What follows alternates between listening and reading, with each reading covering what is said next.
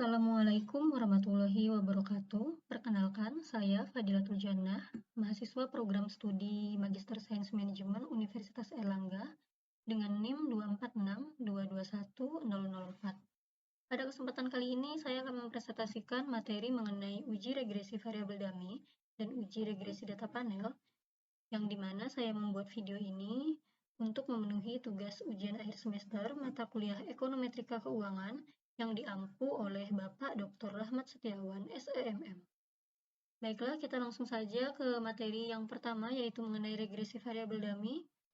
Di sini saya mengambil judul pengaruh gender CEO terhadap keputusan pendanaan perusahaan. Nah, kita akan membahas mengenai variabel dummy dulu. Jadi, variabel dummy itu sendiri merupakan variabel yang digunakan untuk mengkuantitatifkan variabel yang bersifat kualitatif, di mana tujuan dari regresi variabel dummy ini adalah untuk memprediksi besarnya nilai variabel terikat atas dasar satu atau lebih variabel bebas, di mana satu atau lebih variabel bebas tersebut bersifat dummy atau kategori. Nah, jadi di variabel dummy itu ada dua kategori yang biasanya menggunakan angka 1 dan 0. Jadi untuk variabel kategori yang menggunakan angka 1 itu adalah untuk jenis variabel yang mendapatkan perlakuan, sementara untuk yang angka 0 itu untuk jenis variabel yang biasanya tidak mendapatkan perlakuan. Lanjut ke pernyataan hipotesis penelitian.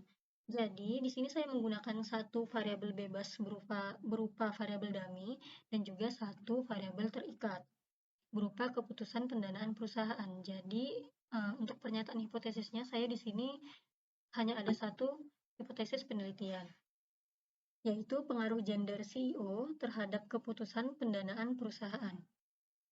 CEO itu sendiri adalah pimpinan tertinggi dalam manajemen suatu perusahaan yang bertanggung jawab secara penuh terhadap perusahaan secara keseluruhan. Nah, sementara keputusan pendanaan itu berhubungan dengan alternatif pendanaan yang dilakukan oleh perusahaan, yaitu proses pemilihan sumber dana yang dipakai untuk membelanjai investasi yang direncanakan dengan berbagai alternatif sumber dana yang tersedia. Di mana sumber dana yang tersedia di sini adalah hutang dan modal sendiri, sehingga diperoleh suatu kombinasi pembelanjaan yang paling efisien. Nah, keputusan pendanaan di sini diukur menggunakan rasio financial leverage, yakni Debt to Total Asset Ratio atau DAR. Terdapat perbedaan perilaku maupun karakteristik risiko antara CEO pria dan wanita yang mempengaruhi keputusan pendanaan perusahaan, di mana CEO wanita cenderung lebih menghindari risiko atau risk averse, sementara dalam keputusan pendanaan perusahaan, tingginya tingkat hutang dapat diasumsikan sebagai risiko yang tinggi pula, sehingga CEO wanita menghindari risiko dengan cara melakukan pengambilan keputusan pendanaan yang memiliki tingkat hutang cenderung lebih sedikit dibandingkan CEO pria.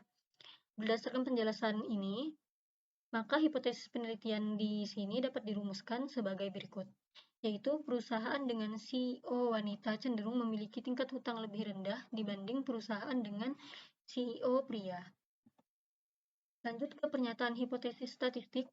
Di sini saya ada satu model penelitian, yaitu DAR IT ditambah 1 sama dengan B0 ditambah B1 gender IT ditambah EIT, di mana H01-nya adalah beta 1 lebih besar dari sama dengan 0, di mana artinya perusahaan dengan CEO wanita tidak memiliki kecenderungan hutang lebih rendah dibandingkan CEO pria. Sementara hipotesis statistik 11, beta 1 itu kurang dari 0, artinya perusahaan dengan CEO wanita memiliki kecenderungan hutang lebih rendah dibandingkan CEO pria. Nah, di sini saya sudah melakukan uji regresi variabel dummy terlebih dahulu, tapi saya tetap akan menunjukkan bagaimana caranya melakukan uji regresi variabel dummy. Jadi yang pertama, buka dulu aplikasi eViews. Di sini saya menggunakan eViews 12. Jadi untuk langkah pertama, kita bisa memasukkan datanya dulu, bisa melalui ini, open a foreign file atau langsung diimport dari Excel-nya, dan bisa juga dengan membuat eViews work file yang baru. Di sini saya memilih untuk menggunakan create a new eViews work file yang baru. Lalu, di sini bisa kita pilih unstructured atau undead. Terus untuk observasi kita bisa isi dengan jumlah data observasi dari penelitian kita. Di sini saya sudah menyiapkan data penelitian saya, di mana ada 148 data observasinya, di mana ini merupakan tabulasi data penelitian regresi variabel dummy dari perusahaan sektor industri manufaktur pada Bursa Efek Indonesia periode 2010 hingga 2013. Jadi di sini ada 148 observasi, bisa kita isi di sini. Terus klik OK. Nah, terus untuk memasukkan datanya, pilih Quick, lalu Empty Group. Nah, di sini kita bisa copy langsung dari Excel-nya. Ini kita copy.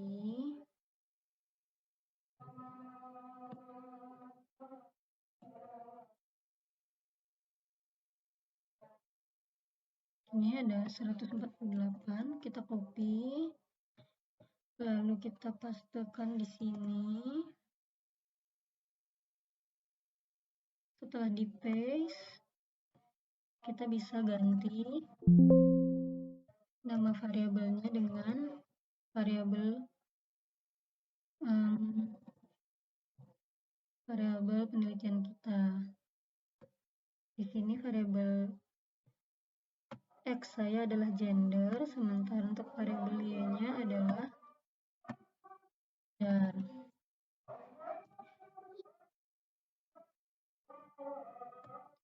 Ya, setelah selesai bisa kita close ini.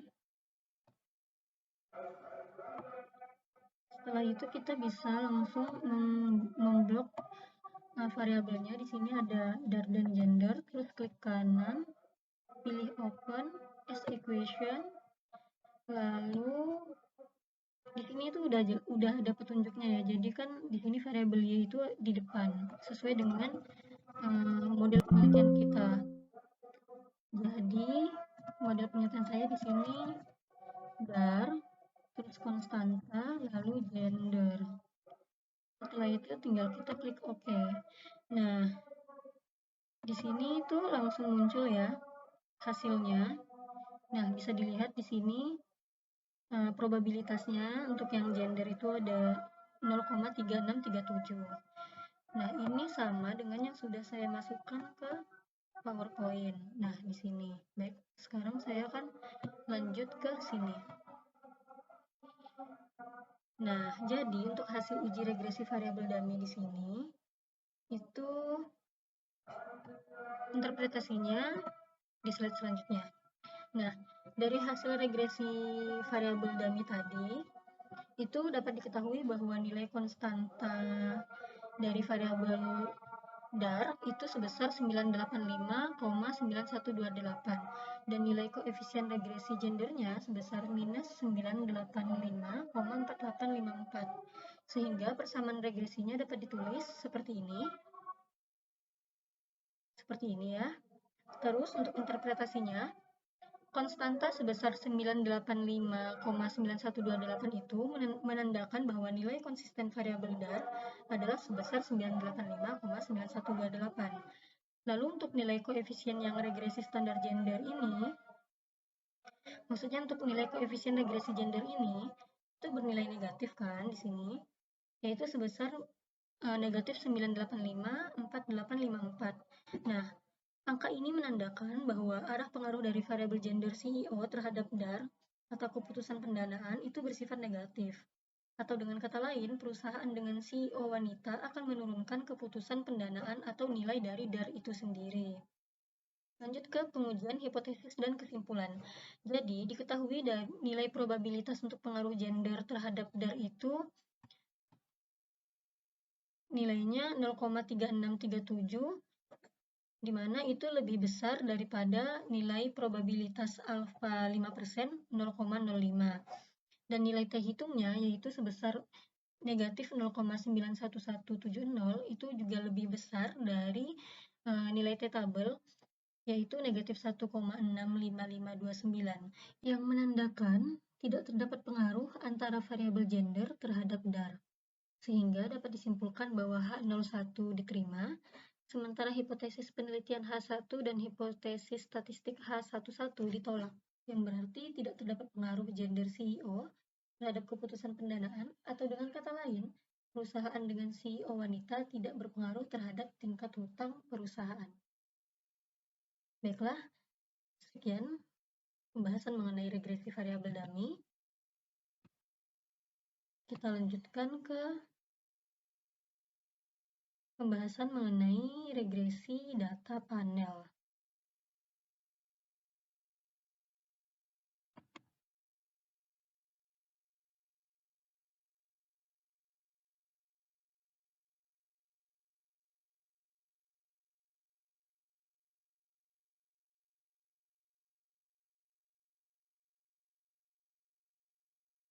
Nah, lanjut ke pembahasan mengenai uji regresi data panel. Di sini saya sudah memilih judul pengaruh risiko kredit dan risiko likuiditas terhadap kinerja keuangan.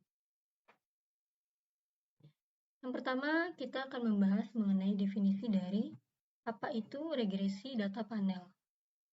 Regresi data panel adalah gabungan antara data cross-section dan data time series, di mana unit cross-section yang sama diukur pada waktu yang berbeda. Lanjut ke pernyataan hipotesis penelitian. Yang pertama, hipotesis penelitian saya di sini adalah pengaruh risiko kredit terhadap kinerja keuangan. Risiko kredit merupakan risiko yang disebabkan karena debitur tidak mampu melunasi dan membayar hutangnya. Apabila bank memberikan kredit yang risikonya kecil, maka peluang profitabilitas yang didapatkan akan besar. Sebaliknya, apabila kredit yang diberikan risikonya besar, maka peluang profitabilitas yang didapatkan akan kecil. Indikator untuk mengukur risiko kredit adalah non-performing loan atau NPL. Berdasarkan hal tersebut, maka hipotesis penelitian ini dapat dirumuskan H1-nya NPL berpengaruh negatif terhadap ROA. Lalu pernyataan hipotesis penelitian yang kedua, yaitu pengaruh risiko likuiditas terhadap kinerja keuangan. Risiko likuiditas sendiri merupakan risiko yang disebabkan ketidakmampuan bank dalam memenuhi kewajiban yang sudah jatuh tempo. Loans to deposit ratio merupakan rasio yang digunakan untuk mengukur seberapa besar kemampuan bank dalam membayar hutang-hutangnya dan membayar kembali kepada deposannya. LDR mengindikasikan keefektifan deposito sebagai sumber dana yang bisa disalurkan menjadi kredit sehingga dapat menghasilkan tingkat pengembalian dan keuntungan. Apabila nilai LDR tinggi, maka kredit yang disalurkan semakin besar sehingga akan meningkatkan profitabilitas yang diperoleh bank melalui kredit. Hal ini mengindikasikan bahwa LDR berpengaruh positif terhadap ROA. Di mana berdasarkan uraian tersebut, maka dapat dirumuskan hipotesis kedua, yaitu LDR berpengaruh positif terhadap ROA. Lanjut ke pernyataan hipotesis statistik. Di sini model penelitiannya ROAIT sama dengan alfa ditambah beta 1 NPLIT ditambah beta 2 LDRIT ditambah IT. Di mana hipotesis statistiknya ini ada 4. Yang pertama H01, beta 1 lebih besar dari sama dengan 0, artinya NPL tidak berpengaruh negatif terhadap ROA. Lalu H11, beta 1 kurang dari 0, artinya NPL berpengaruh negatif terhadap ROA. Lalu H02, beta 2 lebih kecil dari sama dengan 0, artinya LDR tidak berpengaruh positif terhadap ROA. Lalu H12, beta 2 lebih besar dari 0, artinya LDR berpengaruh positif terhadap ROA. Lanjut, di regresi data panel itu ada 3 uji. Uji Chow, uji Hausman, dan uji LM atau Lagrange Multiplier. Nah, uji Chow ialah pengujian untuk menentukan model fixed effect atau common effect yang lebih tepat digunakan dalam mengestimasi data panel. Hipotesis dalam uji Chow ini adalah H0-nya itu common effect atau CEM, H1-nya itu fixed effect atau FEM. Dalam penolakan terhadap hipotesis di sini, di uji Chow, itu dengan membandingkan perhitungan F statistik dengan F tabel, di mana perbandingan dipakai apabila hasil F hitung lebih besar dari F tabel. Maka H0-nya ditolak, yang berarti model yang lebih tepat digunakan adalah fixed effect model. Begitupun sebaliknya, jika F hitung lebih kecil dari F tabel, maka H0 diterima dan model yang digunakan adalah common effect model. Lalu selanjutnya uji Hausman. Uji Hausman adalah pengujian statistik untuk memilih apakah model fixed effect atau random effect yang lebih tepat digunakan. Pengujian Hausman ini dalam penelitian ini dilakukan dengan hipotesis H0 itu memilih random effect model, terus H1 itu memilih FEM atau fixed effect model. Statistik uji Hausman ini mengikuti distribusi statistik chi-squares dengan degree of freedom sebanyak K, di mana K adalah jumlah variabel independen jika nilai statistik Hausman-nya lebih besar dari nilai kritisnya. Maka H0-nya ditolak dan model yang lebih tepat adalah fixed effect model. Sedangkan sebaliknya, bila nilai statistik Hausman-nya lebih kecil dari nilai kritisnya, maka model yang lebih tepat adalah random effect model. Jika probabilitas chi-square itu lebih besar dari sama dengan alpha 0,05, maka H0 artinya random effect diterima. Jika nilai probabilitas chi-square lebih kecil dari alpha 0,05, maka fixed effect diterima. Lanjut ke uji Lagrange multiplier. Ini uji yang dilakukan dengan tujuan untuk mengetahui mana yang lebih baik antara rem dan chem atau untuk memastikan model hasil FEM dan rem yang tidak konsisten pada pengujian sebelumnya. Nah, ini adalah hasil regresi dari common effect model. Sebelumnya saya sudah melakukannya, tapi di sini saya akan tetap menunjukkan bagaimana cara melakukan uji regresi menggunakan eFuse. Jadi yang pertama kita buka dulu eFuse-nya. Lalu create a new fuse. Ini. Lalu pilih yang balance panel.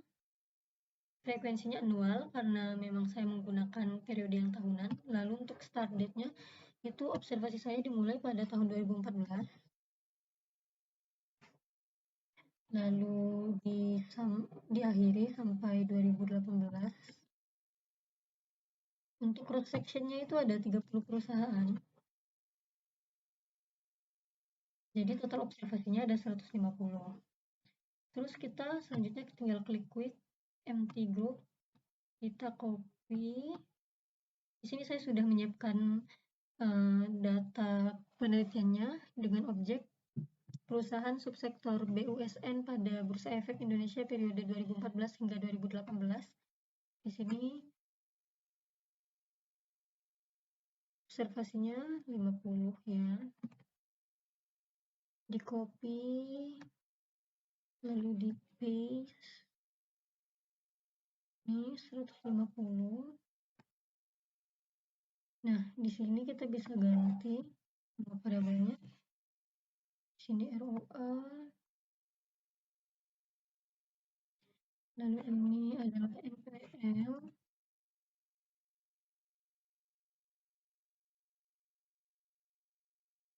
Lalu ini adalah LDR. Lalu kalau udah semuanya ini, kita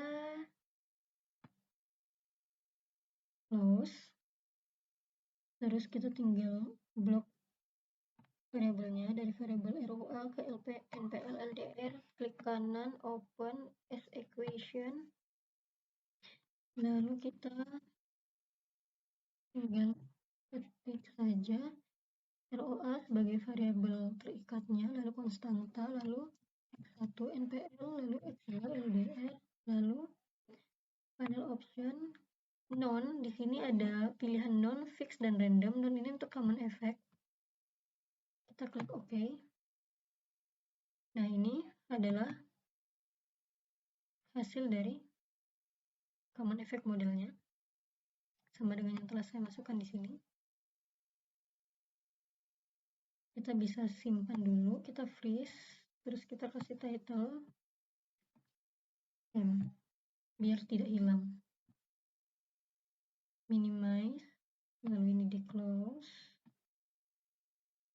Lalu kita lakukan lagi untuk fix effect-nya. Open is equation ROA lalu klik panel option, pilih yang fix effect, terus klik OK. Nah, ini adalah yang fixed effect model. Fixed effect model tinggal kita freeze dulu biar nggak hilang, terus kasih title frame.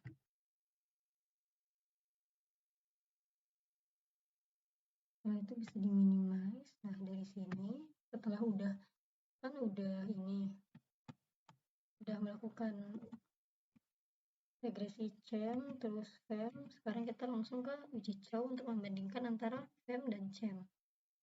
Nah, dari sini kita klik view, lalu fix random effect testing, likelihood ratio. Nah, ini adalah output dari cow test atau uji cow. Nah, di sini sudah saya masukkan juga, nanti bakal saya jelasin. Tapi kita lanjutkan dulu. Ini kita simpan dulu. Kita freeze, terus kasih title uji cow biar nggak hilang. Uji cow. Udah, tinggal di minimize, terus ini di close. Setelah uji cow, kita akan meregresi random effect. Tadi kan udah CHAM, FEM, terus sekarang RAM. CNPL, tinggal klik panel option, cross sectionnya random, klik OK. Nah, ini adalah output dari random effect model. Dimana sudah saya input ke sini. Nah, di sini sama. Terus kita klik, kita freeze dulu biar nggak hilang ya. Kasih title RAM, minimize, view, terus kita selanjutnya melakukan uji Hausmann dari sini. Nah, Hausmann test. Nah, ini adalah input dari Hausmann test. Di mana juga sudah saya masukkan di sini. Nanti saya jelasin. Nah, setelah ini kita akan melakukan uji yang terakhir, yaitu uji LM, Lagrange multiplier. Ini kita freeze dulu, kasih title uji Hausmann. Sudah minimize, lalu ini tinggal di ini saja. Untuk ininya kita bisa ke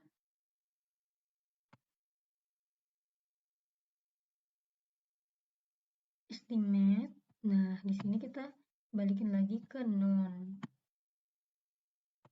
Udah dibalikin ke non, tinggal view, fix random effect, terus klik Lagrange multiplier. Nah, di sini udah muncul nih output dari uji LM. Ini udah saya masukin juga di sini.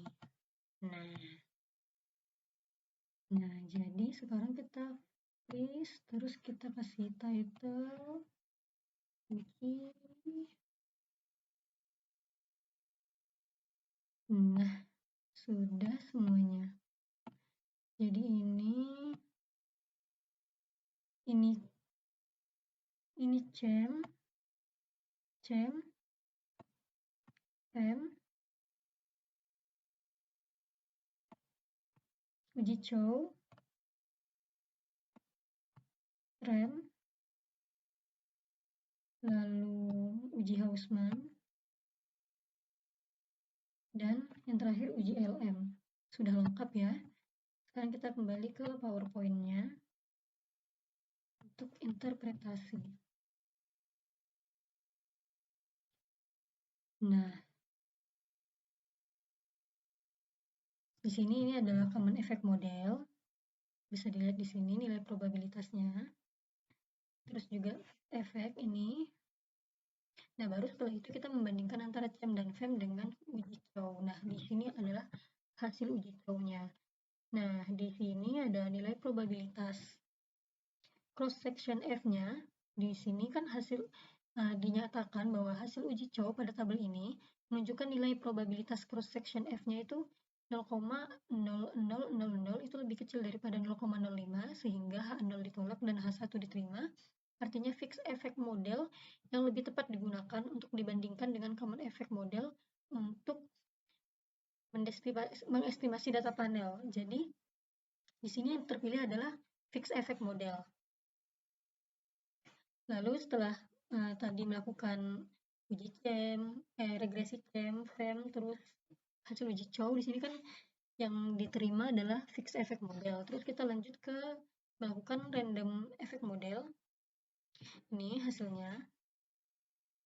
Terus kita lanjut ke uji Hausman. Nah, di uji Hausman ini membandingkan antara FEM dan REM.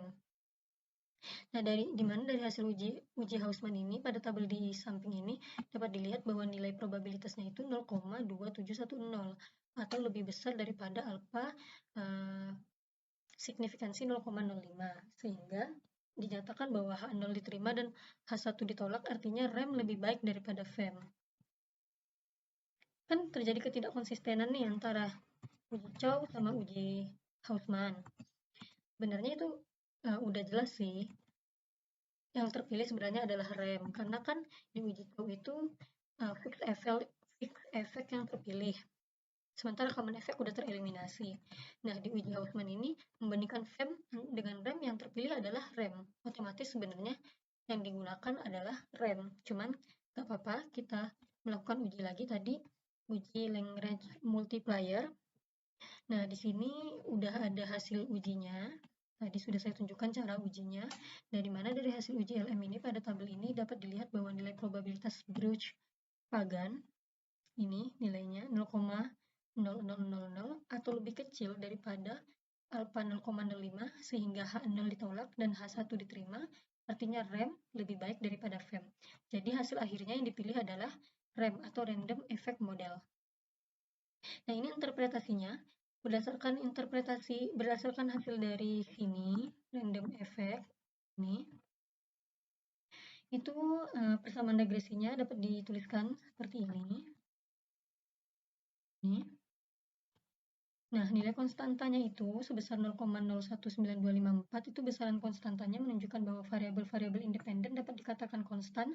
Artinya jika NPL dan LDR itu nilainya 0, maka nilai ROA akan menurun sebesar 0,019254. Lalu nilai koefisien regresi variabel NPL itu bernilai negatif, yaitu minus 0,556606. Artinya bahwa setiap peningkatan NPL sebesar 1%, maka nilai ROA akan mengalami penurunan sebesar 0,556606 dengan asumsi variabel independen lainnya tetap. Lalu yang ketiga, nilai koefisien regresi variabel loan to deposit ratio bernilai positif, yaitu 0,00715. Artinya bahwa setiap peningkatan LDR sebesar 1%, maka nilai return on asset akan mengalami peningkatan sebesar 0,00715 juga dengan asumsi variabel independen lainnya tetap. Lalu untuk pengujian hipotesis dan kesimpulan, hipotesis pertama itu diketahui nilai probabilitas untuk pengaruh NPL terhadap ROA adalah 0,000, itu lebih kecil daripada 0,05 dan nilai T hitungnya sebesar negatif 4,296926, itu lebih kecil dari negatif 1,97623